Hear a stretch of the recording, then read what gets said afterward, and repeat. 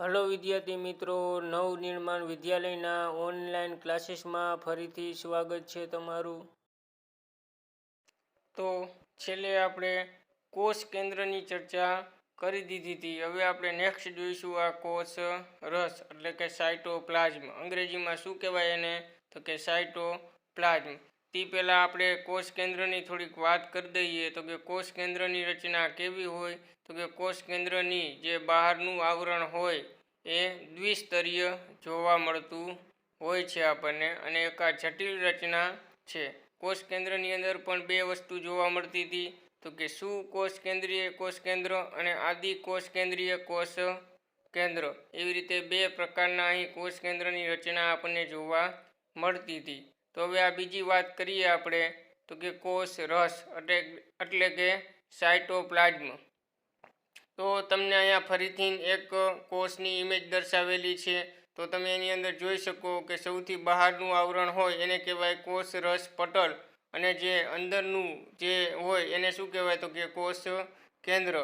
તો કે આ કોષ રસ પટલ અને કોષ કેન્દ્ર વચ્ચેનો જે ભાગ તમને દેખાઈ રહ્યો છે, અહીં જાંબુડિયા કલર જેવો દેખાઈ રહ્યો છે, એને કહેવાય કોષ રસ કહેવાય। મિત્રો, અહીં મેં તમને અગાઉ પણ કીધું હતું કે કોઈ પણ ઇમેજ દર્શાવવામાં આવે અહીં તો એ કોષનું જ ઇમેજ છે એવું નથી। એની અંદર જે રંગ દર્શાવેલો છે એવો રંગ કોષની અંદર જોવા મળતો નથી।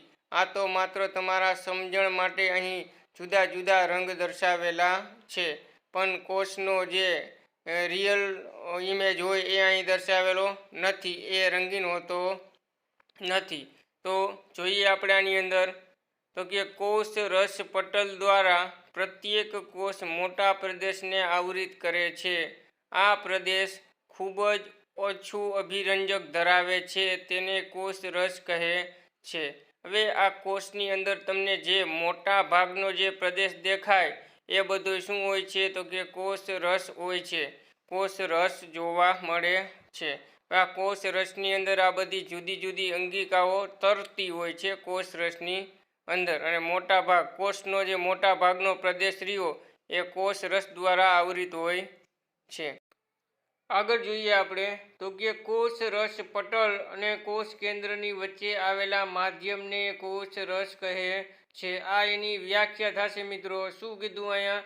તમે સરખી રીતે સમજો તો કે કોષ રસ પટલ એટલે કે જે સાવ બહારનું આવરણ રહ્યું તે, અને કોષ કેન્દ્ર, એ બે વચ્ચેનો જે વિસ્તાર આવે છે એની અંદર જે હોય છે એને કોષ રસ કહેવામાં આવતો હોય છે। તો આ ખાસ યાદ રાખશું આપણે આની વ્યાખ્યા તો કે કોષ રસ પટલ અને કોષ કેન્દ્રની વચ્ચેનો જે વિસ્તાર હોય એને કોષ રસ કહેવામાં આવતો હોય છે। આગળ જોઈએ આપણે તો કે કોષ રસ વિશિષ્ટ પ્રકારની અંગિકાઓ ધરાવે છે, જેને કોષીય અંગિકાઓ કહેવાય છે। કોષ રસની અંદર મિત્રો વિશિષ્ટ પ્રકારની તમે જે કોષની આકૃતિની અંદર જોયા કે જે લીલા પીળા જુદા જુદા આકારના અંદર ભાગ દેખાતા હતા, એ બધા શું હતું? તો કે એ બધી કોષીય અંગિકાઓ હતી, જે શેમાં જોવા મળે? તો કે કોષ રસની અંદર તરતી જોવા મળતી હોય છે। આ કોષીય અંગિકા એ કોષ દરમિયાન કોષની અંદર એ જુદું જુદું કામ કરતી હોય છે। આ કોષીય અંગિકાઓ પટલો દ્વારા આવરિત હોય છે, જે કોષ માટે વિશિષ્ટ કાર્ય કરે છે। આ કોષીય અંગિકાઓ હોય એ પટલ દ્વારા આવરિત હોય છે અને કોષની અંદર વિશિષ્ટ પ્રકારનું જુદું જુદું કાર્ય કરતી હોય છે। તમને આગળ જ કહેવામાં આવ્યું હતું કે કોષની અંદર શ્રમ વિભાજન જોવા મળે છે। શ્રમ વિભાજન એટલે શું એનું પણ આપણે ઉદાહરણ લીધું હતું। એક સાદું અને સિમ્પલ ઉદાહરણ હું તમને બીજું દઉં કે આપણા કોઈના ઘરે જો પ્રસંગ હોય તો માનો કે લગ્ન હોય કોઈના, તો એની અંદર જુદું જુદું કામ હોય છે, જેવું કે જમણવાર કરવાનો હોય, મંડપ સર્વિસ નાખવાની હોય, લાઇટિંગનું કામ કરવાનું હોય, નાસ્તાનું કામ કરવાનું હોય। તો આ બધા કામ માટે એક વ્યક્તિ પહોંચી શકતો નથી, એટલે આ બધા કામની જવાબદારી જુદા જુદા વ્યક્તિ સંભાળી લેતા હોય છે। જુદા જુદા જે જવાબદાર વ્યક્તિ હોય એને આ બધી કામગીરી સોંપવામાં આવતી હોય છે। એવી જ રીતે અહીં કોષીય અંગિકાઓ પણ જુદું જુદું કામ કરતી હોય છે। એક અંગિકા જે કામ કરતી હોય તે જ કામ કરે છે, કોઈ બીજું કામ કરતી નથી। એનું એક બીજું ઉદાહરણ પણ આપણે આગળ દીધું હતું કે માનો કે આપણા શરીરની અંદર આંખ હોય તો આંખ માત્ર જોવાનું જ કામ કરે છે અને કાન હોય તો એ માત્ર સાંભળવાનું જ કામ કરે છે. એટલે કે આપણા શરીરની અંદર શ્રમ વિભાજન જોવા મળે છે. એટલે કે બધા જે રહ્યા એ જુદા જુદા કાર્યો કરતા હોય છે. એવી જ રીતે અહીં અંગિકાઓ પણ જુદા જુદા કાર્યો કરતી હોય છે. આપણે અંગિકાઓ વિશે આગળ વધારે અભ્યાસ કરવાનો જ છે. તો આગળ જોઈએ આપણે તો કે શું કોષ કેન્દ્રીય કોષમાં કોષ કેન્દ્ર અને કોષીય અંગિકાઓ જોવા મળે છે, જ્યારે આદિ કોષ કેન્દ્રીય કોષમાં કોષ રસ પટલ અને કોષીય અંગિકાઓનો અભાવ હોય છે, મતલબ કે જોવા મળતી નથી. આપણે આગળ જોયું હતું એ જ પ્રમાણે કે જે પણ સુકોષ કેન્દ્રીય કોષ હોય કે જેની અંદર કોષ કેન્દ્ર અને દ્વિસ્તરીય કોષ કેન્દ્ર પટલ હોય એની અંદર જ આ કોષીય અંગિકાઓ જોવા મળતી હોય છે. બાકીની અંદર આ કોષીય અંગિકાઓ જોવા મળતી નથી. એટલે કે આદિ કોષ કેન્દ્રીય પ્રકારના કોષ હોય તો એની અંદર આ કોષ રસ પટલ કે કોષીય અંગિકાઓ જોવા મળતી નથી. આ તમારે ખાસ યાદ રાખવાનું રહેશે. બાકી પ્રાણી કોષ હોય કે વનસ્પતિ કોષ હોય બે કોષની અંદર અથવા તો બધાય કોષની અંદર આ કોષીય અંગિકાઓ જોવા મળતી હોય છે. ઉદાહરણ તરીકે વાયરસ કોઈ પણ પ્રકારના પટલ ધરાવતા નથી, તેથી જીવંત લાક્ષણિકતા ધરાવતા નથી. જ્યાર સુધી અન્ય સજીવના જીવંત શરીરમાં દાખલ ન થાય ત્યાં સુધી જીવંતતા દર્શાવતા નથી. તો આ વાયરસ એક એ પ્રકારનો જીવ હોય છે કે જે જીવંતતા દર્શાવતો નથી, એટલે કે નિર્જીવ હોય છે. હવે આ વાયરસને આપણે નિર્જીવ તો ન કહી શકીએ, પણ આપણે સજીવ અને નિર્જીવને જોડતી કડી સ્વરૂપે આ વાયરસને સમજી શકીએ છીએ. અત્યારે મિત્રો આ કોરોના કાળ ચાલી રહ્યો છે એટલે વાયરસનું નામ તો તમે બધાએ સાંભળેલું જ હશે. પણ વાયરસ કઈ રીતની પ્રકૃતિ ધરાવે છે આપણે એની થોડીક ચર્ચા કરી લઈએ.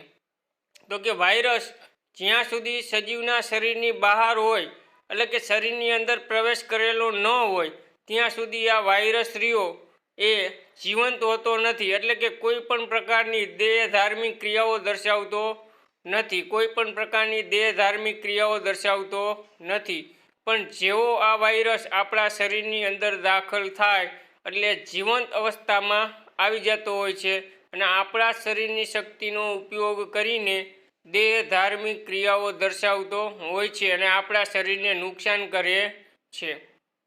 એટલા માટે તમે ઘણી વખત ડૉક્ટર પાસે ગયેલા હો તો ડૉક્ટરે તમને જે રિપોર્ટની અંદર એવું લખી દીધું હોય કે વાયરલ ઇન્ફેક્શન, એટલે કે તમારા શરીરની અંદર વાયરસ પ્રવેશ કરી ગયો છે અને એના કારણે તમને આ તાવ, શરદી, ઉધરસ જોવા મળે છે. તો મિત્રો આ વાયરસ સજીવ શરીરના બહાર હોય ત્યારે જીવંત હોતો નથી, પણ સજીવની શરીરની અંદર પ્રવેશી અને જીવંત અવસ્થામાં આવી જતો હોય છે અને એની નકલ કરતો હોય છે. એટલે કે એના સજીવનો વધારે ફેલાવો કરતો હોય છે અને એ આપણા શરીરને નુકસાન કરે છે.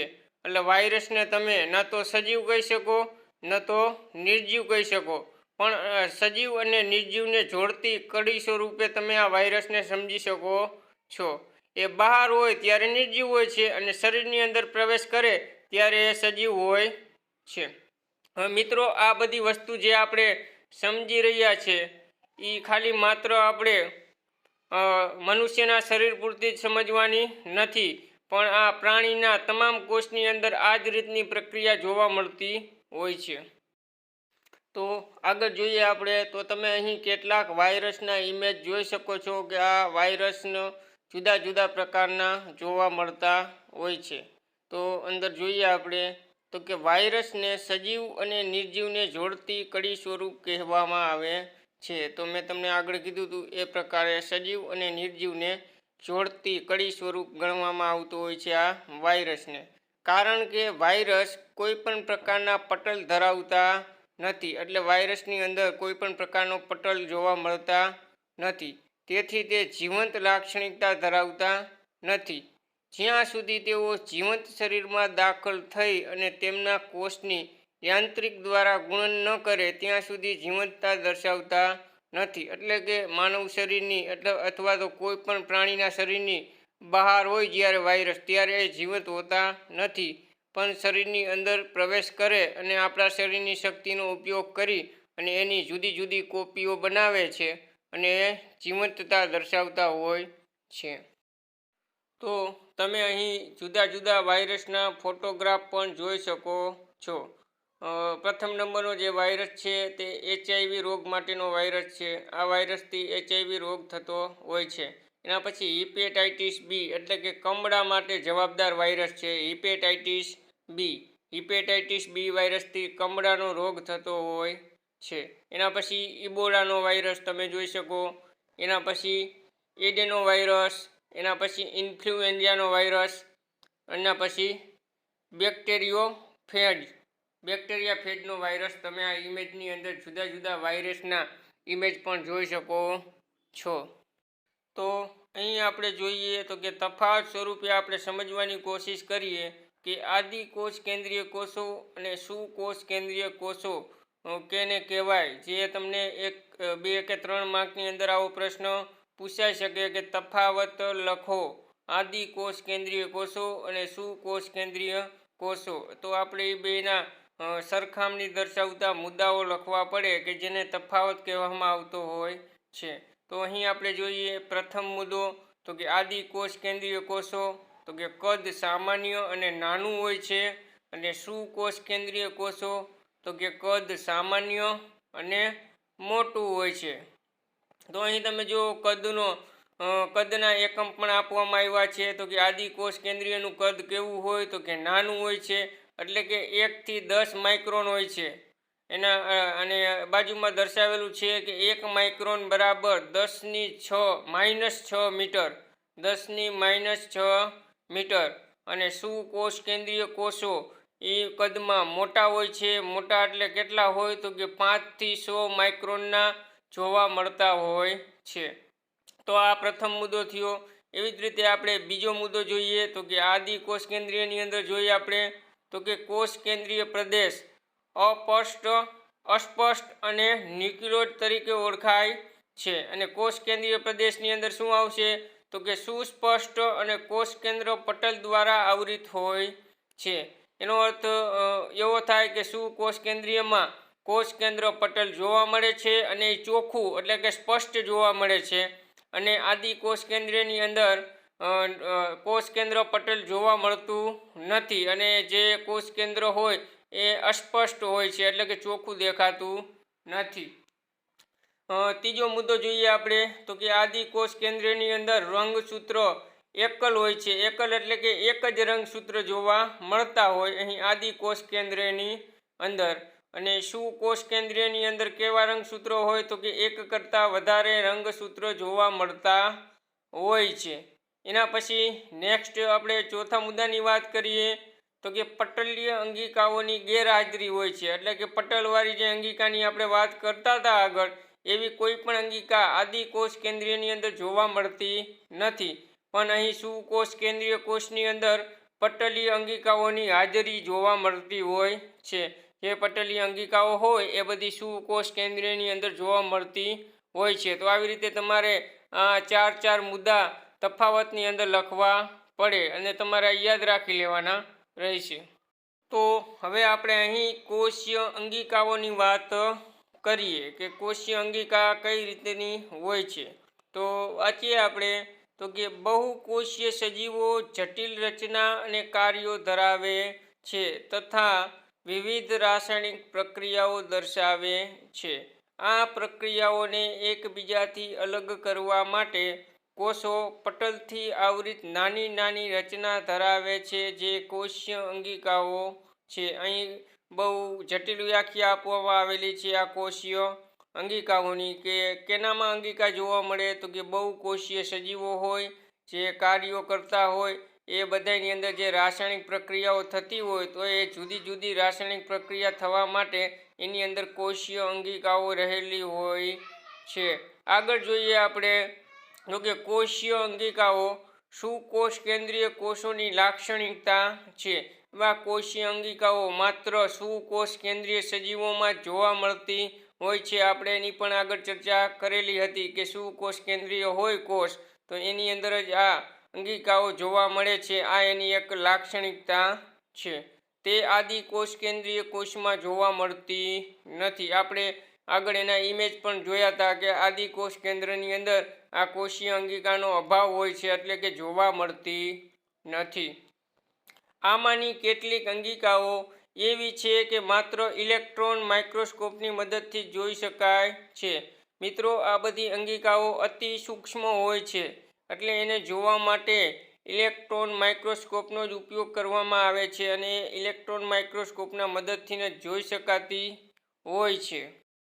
તો અહીં પ્રાણી કોષનો તમને એક ઇમેજ બતાવવામાં આવે છે. તો આ પ્રાણી કોષની ઇમેજની અંદર તમે જોઈ શકો છો કે આની અંદર તમને જુદી જુદી જે સૌપ્રથમ તો તમને જે સાવ બહારનું આવરણ દેખાય છે એને શું કહેવાય? તો તમને બધાને હવે ખબર છે કે એને કોષ રસ પટલ કહેવાય. એના પછી અંદર જે વાદળી રંગનું જે પ્રવાહી દેખાય છે એને કહેવાય કોષ રસ, અને જે લાડવા જેવો આકાર દેખાઈ રહ્યો છે એને શું કહેવાય? તો કે કોષ કેન્દ્ર કહેવામાં આવે છે. અને બાકી જે કોષ રસની અંદર તમને જુદી જુદી બીજી જે આકૃતિ દેખાઈ રહી છે એ બધી જુદી જુદી પ્રકારની અંગિકાઓ છે. એ બધી જુદી જુદી પ્રકારની અંગિકાઓ છે. તો આપણે એની ચર્ચા હવે આગળ કરીએ. તો આ એક વનસ્પતિ કોષનો ઇમેજ તમે જોઈ રહ્યા છો. હવે પ્રાણી કોષ અને વનસ્પતિ કોષની અંદર શું તફાવત હોય એ તમને ખબર છે હવે કે પ્રાણી કોષની અંદર કોષ દિવાલ હોતી નથી અને વનસ્પતિ કોષની અંદર કોષ દિવાલ હોય છે.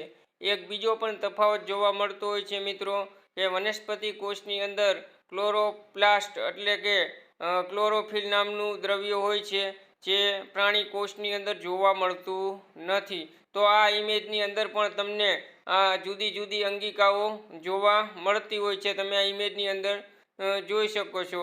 હવે આ ઇમેજની અંદર હું તમને બતાવી દઉં કે જે તમને પેલું લીલા કલરનું દેખાય છે જે ડબ્બી જેવું, એ શું છે? તો કે ક્લોરોફિલ નામનું દ્રવ્ય છે, જેની મદદથી કોષ પ્રકાશ સંશ્લેષણની પ્રક્રિયા કરી શકતો હોય છે. તો હવે આપણે નેક્સ્ટ જોઈએ આ પ્રથમ અંગિકા વિશે, કે જેનું નામ છે અંતઃકોષ રસજાળ. મિત્રો, આનું નામ ખાસ યાદ રાખશું આપણે, અંતઃકોષ રસજાળ. અંગ્રેજીની અંદર એને શું કહેવામાં આવે છે જોઈએ તો કે ઇન્ડોપ્લાઝમિક રેટિક્યુલમ. ઇન્ડોપ્લાઝમિક રેટિક્યુલમ એવું આનું અંગ્રેજીમાં નામ છે. તો અહીં એક ઇમેજ બતાવેલો છે. હવે આ ઇમેજને તમે હવે ઓળખી શકતા હશો કે આ પ્રાણી કોષનો ઇમેજ છે અને એની અંદર અંતઃકોષ રસજાળ દર્શાવેલી છે, કે જે કોષ કેન્દ્રની નજીક આવેલી છે, એટલે એને જોડેલી હોય છે, કોષ કેન્દ્ર સાથે જોડાયેલી હોય છે આ અંતઃકોષ રસજાળ. એની વાત કરીએ આપણે તો કે અંતઃકોષ રસજાળ પુટિકાઓ અને નલિકાઓની મોટી આવૃત જાળીરૂપ તંત્રમય રચના છે. કેવી રચના છે મિત્રો? તો કે પુટિકાઓ અને નલિકાઓની મોટી આવૃત જાળીરૂપ તંત્રમય રચના છે, એટલે કે ગૂંચળાવાળી હોય છે, ગૂંચળામય રચના હોય છે આ અંતઃકોષ રસજાળની. તે લાંબી નલિકામય કે ગોળાકાર અથવા તો કોથળી જેવી પુટિકાઓ જેવી રચના ધરાવે છે. અહીં પુટિકાઓ એટલે આપણે નળી એટલે કે નળીના સ્વરૂપમાં આપણે લેશું કે નળી જેવી રચના હોય છે આ અંતઃકોષ રસજાળની.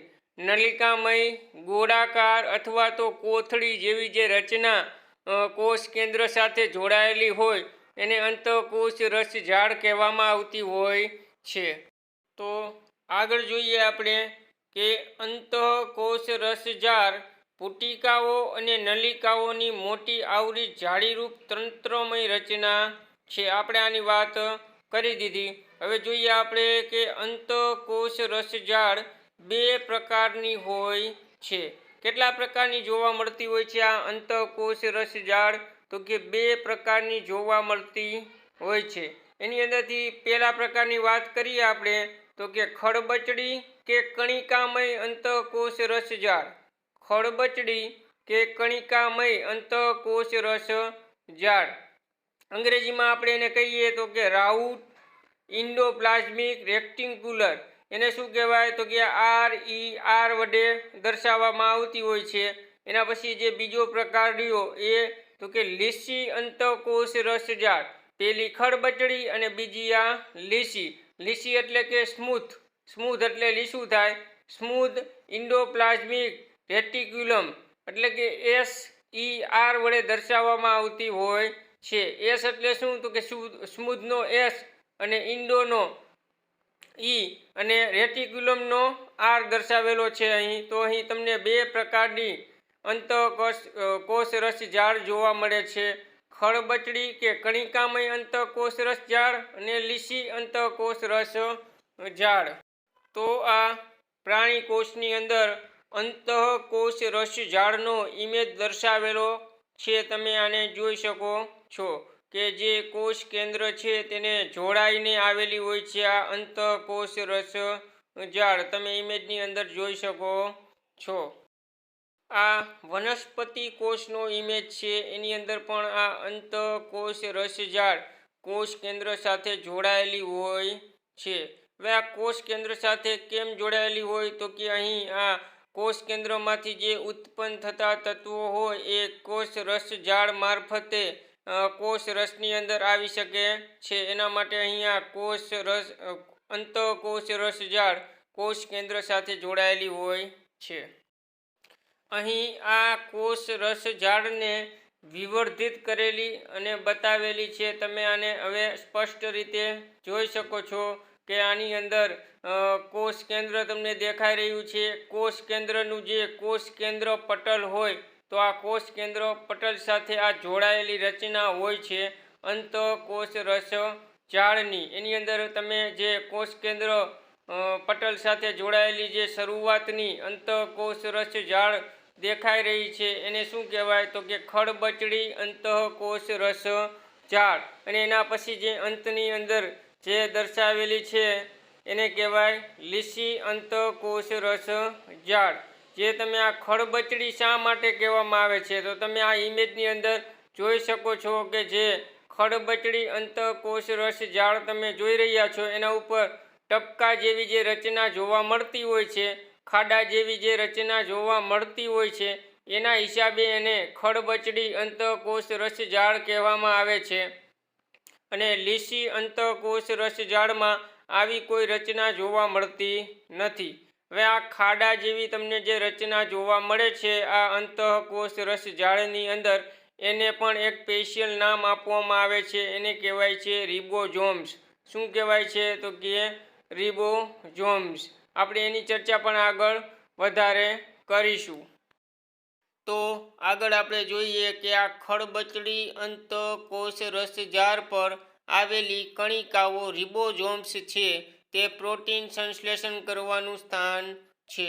હવે જે આ ખડબચડી અંતઃકોષ રસજાળ છે એની ઉપર આવેલી જે ટપકાવાળી જે ખાડાવાળી રચના છે જે રિબોઝોમ્સ છે તે પ્રોટીન સંશ્લેષણનું સ્થાન છે. હવે અહીં શબ્દ આવે છે પ્રોટીન સંશ્લેષણ. હવે સંશ્લેષણ એટલે કે બનાવવું અથવા તો બનવું, એટલે કે અહીંયા પ્રોટીન બને છે. પ્રોટીન બનાવવાનું સ્થાન છે જે ખડબચડી અંતઃકોષ રસજાળ. તો એવો પ્રશ્ન પૂછવામાં આવે કે ખડબચડી અંતઃકોષ રસજાળમાં શું તૈયાર થાય છે અથવા તો શું બને છે? તો અહીં પ્રોટીન સંશ્લેષણ થતું હોય છે, એટલે કે પ્રોટીનનું નિર્માણ થતું હોય છે. આગળ જોઈએ તો કે અંતઃકોષ રસજાળ દ્વારા નિર્માણ પામેલ પ્રોટીનને કોષમાં જરૂરિયાતને આધારે વિવિધ સ્થાનોએ મોકલાય છે. કે જે અંતઃકોષ રસજાળ દ્વારા જે પ્રોટીનનું નિર્માણ કરવામાં આવ્યું છે, હવે એ પ્રોટીનનું જે કોષની અંદર જરૂર હોય, જે અંગિકાઓની અંદર એ પ્રોટીનની જરૂર હોય અહીંયા સુધી આ પ્રોટીનને મોકલવામાં આવતો હોય છે. એના પછી તો કે લીસી અંતઃકોષ રસજાળ ચરબીના સંશ્લેષણમાં મદદરૂપ થાય છે અને કોષના અગત્યના કાર્યો માટે લિપિડ્સનું નિર્માણ કરે છે. હવે લીસી અંતઃકોષ રસજાળની અંદર ચરબીનું નિર્માણ થતું હોય છે અને એની અંદર જે લિપિડ્સ એટલે કે ચરબીનો એક ઘટક જ છે. એટલે કે કોષની અંદર જ્યાં પણ ચરબીની જરૂર હોય ત્યાં સુધી આ લીસી અંતઃકોષ રસજાળમાંથી ઉત્પન્ન થયેલી ચરબીને પહોંચાડવામાં આવતું હોય છે, જે લિપિડ સ્વરૂપે પહોંચતું હોય છે. આગળ જોઈએ તો કે આમાંના કેટલાક પ્રોટીન અને લિપિડ્સ કોષ રસપટલના બંધારણમાં મદદરૂપ થાય છે. હવે આગળ જે આપણે કોષ રસપટલની જે રચના જોઈ હતી કે જે કોષનું બહારનું આવરણ હોય તો એ લિપિડ્સથી અને કેટલાક પ્રકારના પ્રોટીન્સથી બનતું હોય છે. જે કોષ રસપટલનું જે આવરણ હોય એની અંદર આ પ્રોટીન અને લિપિડનો ઉપયોગ થતો હોય છે અને એનાથી આ આવરણ બનતું હોય છે. કેટલાક અન્ય પ્રોટીન્સ અને લિપિડ્સ ઉત્સેચકો અને અંતઃસ્ત્રાવો તરીકે કાર્ય કરે છે. કેટલાક પ્રકારના જે પ્રોટીન્સ છે અને જે લિપિડ્સ છે તે ઉત્સેચકો અને અંતઃસ્ત્રાવો તરીકે કાર્ય કરે છે. હવે આ ઉત્સેચકો એટલે શું? તો કે કોઈ પણ જે જૈવ રાસાયણિક પ્રક્રિયા થતી હોય તો એ જૈવ રાસાયણિક પ્રક્રિયાનો વેગ વધારે છે પણ પ્રક્રિયામાં ભાગ લેતા ન હોય તો એને ઉત્સેચકો કહેવામાં આવે છે. અંતઃસ્ત્રાવો શું હોય? તો કે કોઈ પણ અંગની અંદર ઉત્પન્ન થતા હોય અને એનું ચોક્કસ કાર્ય હોય કે કોઈ પણ અંગ માટે એ ચોક્કસ કાર્ય કરતા હોય તો એને અંતઃસ્ત્રાવો કહેવામાં આવતા હોય છે. આપણે આની વધારે ચર્ચા અત્યારે નહીં કરીએ. તમારે ધોરણ 10ની અંદર આ ઉત્સેચકો અને અંતઃસ્ત્રાવો વિશે અભ્યાસ કરવાનો થશે. આગળ વિભિન્ન કોષોમાં અંતઃકોષ રસજાળની રચનામાં ઘણી ભિન્નતા જોવા મળે છે. અહીં તે હંમેશા જાળીરૂપ તંત્રમય રચનાનું નિર્માણ કરે છે. હવે જુદા જુદા કોષોની અંદર આ રચના અંતઃકોષ રસજાળની તમને જુદી જુદી જોવા મળે છે પણ એ ગૂંચળામય તંત્ર ધરાવતી હોય છે. હવે એનું કાર્ય શું? આપણે એના કાર્યની ચર્ચા કરી લઈએ કે કોષ રસ અને કોષ કેન્દ્ર વચ્ચે કે કોષ રસના વિવિધ પ્રદેશોમાં તે દ્રવ્યના વહન માટે માર્ગ તરીકેનું કાર્ય કરે છે. પણ આપણે આગળ જોયું હતું કે જે અંતઃકોષ રસજાળ રહી એ કોષ કેન્દ્ર પટલ સાથે જોડાયેલી હોય છે. એનો અર્થ એ થાય કે કોષની અંદર જે દ્રવ્ય હોય એ દ્રવ્યને કોષ કેન્દ્રમાંથી કોષ રસની અંદર આવું જવા માટેનો વહન માટેનો માર્ગ પૂરો પાડી શકે એનું કાર્ય એ હોય છે. કોષની જૈવ રાસાયણિક પ્રવૃત્તિઓ માટે તે કોષરસીય બંધારણીય સપાટી પૂરી પાડે છે. કોષની અંદર જે જૈવ રાસાયણિક પ્રક્રિયાઓ થતી હોય છે એના માટે જે સપાટી પૂરી પાડવાનું કામ આ અંતઃકોષ રસજાળ દ્વારા કરવામાં આવતું હોય છે.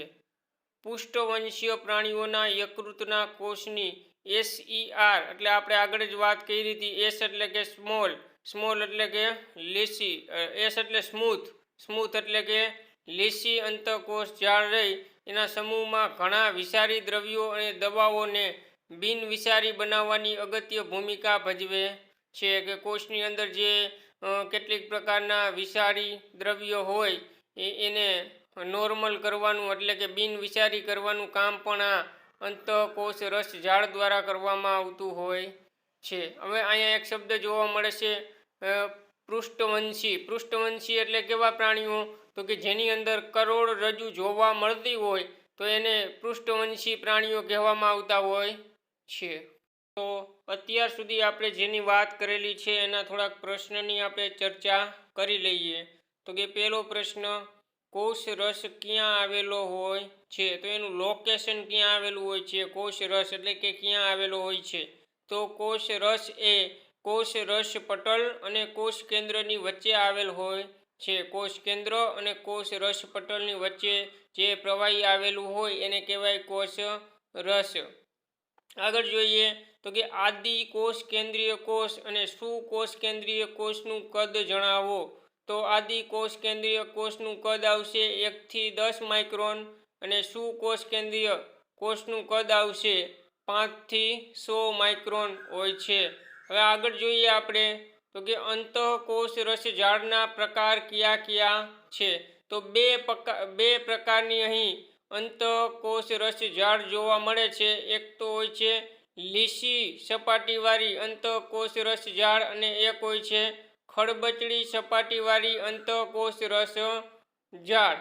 તો આપણે આટલે સુધી